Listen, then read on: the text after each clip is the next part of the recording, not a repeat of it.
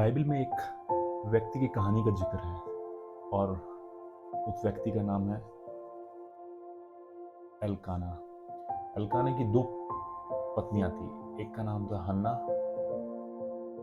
और दूसरी का नाम था पनिन्ना। हन्ना के बच्चे उत्पन्न हुए, पनिन्ना के बच्चे उत्पन्न हुए, पर हन्ना की कोई भी संतान नहीं थी।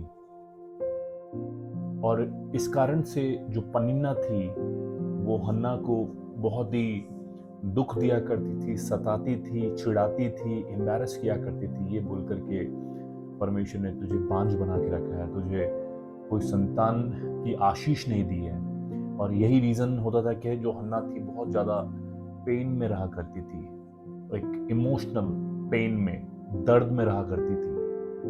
पहला शैमुएल उसका पहला अध्याय और उसकी 10वीं आयत जब हम पढ़ते हैं तो जो हन्ना है उसने परमेश्वर से प्रार्थना की।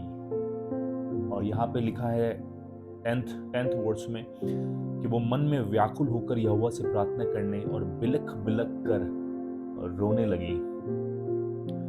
और उसने ये मन्नत मानी, हे सेनाओं के यहोवा, यदि तू अपनी दासी के दुख पर सचमुच दृष्टि करे और मेरी सुधि ले और अपनी दासी को भूल न जाए और अपनी दासी को एक पुत्र दे, तो मैं उसके जीवन भर के लिए यहोवा को अर्पण करूंगी और उसके सिर पर छुरा फिरने न पाएगा। यानी कि हन्ना ने परमेश्वर से ये मन्नत मांगी थी कि यदि तू पुत्र देगा तो वो पुत्र वापस मैं तुझे अर्पण कर दूंगी।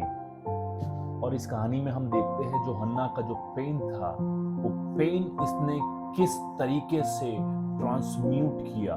ट्रांसम्यूट का मतलब होता है एक तरह से कन्वर्ट किया पेन को, क्योंकि हम जानते हैं एक तरह की एनर्जी होती है, तो ये एक फॉर्म से दूसरे फॉर्म में कन्वर्ट की जा सकती है। और हन्ना ने यही किया, उसने परमेश्वर से, गॉड से प्रेयर की और अपने इस पेन को एक फॉर्म से दूसरे फॉर्म में कन्वर्ट किया।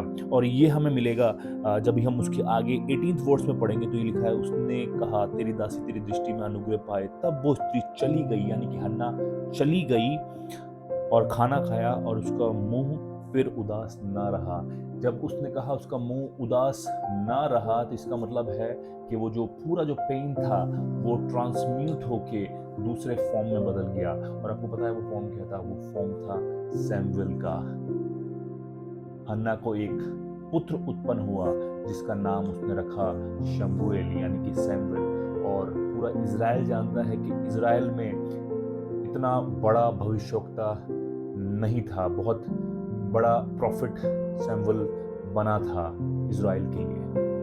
इसलिए जब आप भी किसी पेन में हैं, किसी इमोशनल पेन में हैं, तो आपको भी गॉड से प्रे करके उसको ट्रांसम्यूट करना है एक फॉर्म से दूसरे फॉर्म में।